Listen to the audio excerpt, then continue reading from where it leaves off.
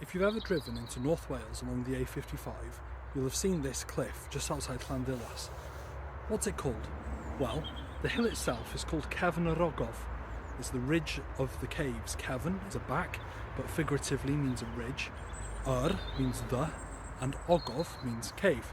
But this actual headlandy bit here, this little tip, is called Pen y Groesffordd. Pen is the head or the top of something. Is the, and Groesffordd is a crossroads made out of croes, cross, and ffordd, road. So literally it means the top of the crossroads. Anyway, diolch.